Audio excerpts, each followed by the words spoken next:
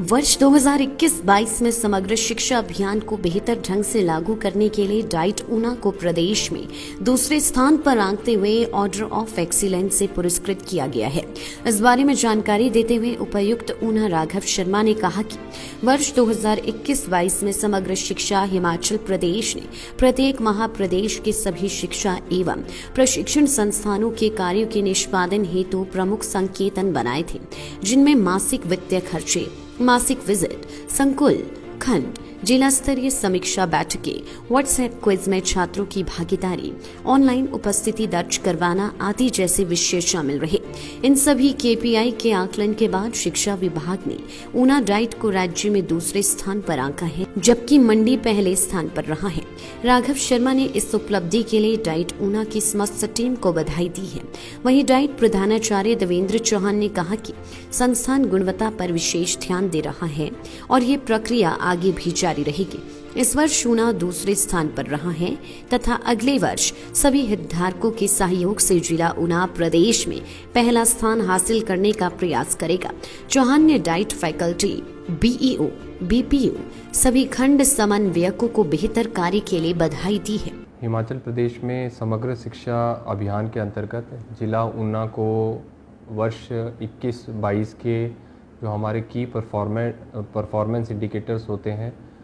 उसमें द्वितीय स्तर का पुरस्कार राज्य स्तर पर प्राप्त हुआ है, जिसके लिए मैं प्रिंसिपल डाइट और उनकी पूरी टीम और साथ में हमारे जितने भी स्कूल के प्रिंसिपल्स हैं और टीचर्स हैं उनको बधाई देता हूं कि उनके सतत प्रयासों के माध्यम से ही जिला ऊना को ये ऑर्डर ऑफ एक्सीलेंस का सम्मान वर्ष 21-22 में प्राप्त हुआ है। मैं अपनी तरफ से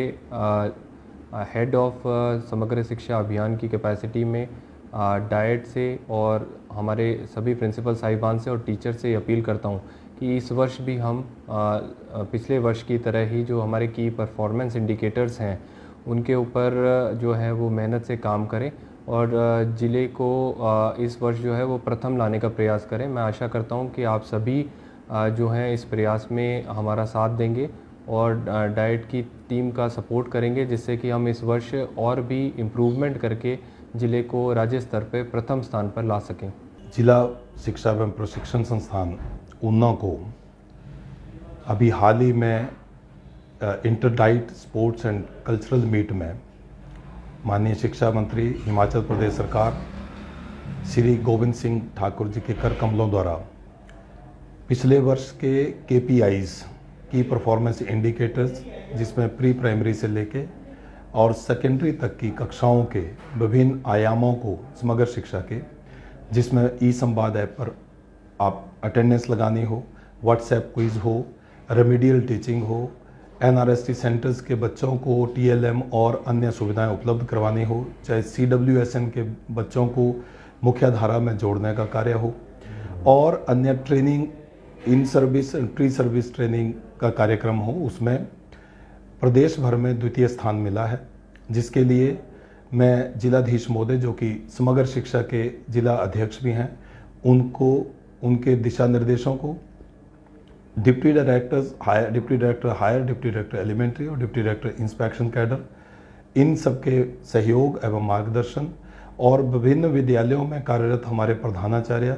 मुख्याध्यापक, बीपीओज, क्लस्टर हेड्स, बीईओ साहिबान, प्राइमरी सीएसटीज, अध्यापक, सभी जिलों सभी स्कूल विद्यालयों में कार्यरत सभी अध्यापक साथियों को मैं इस award order of excellence award को समर्पित करते हुए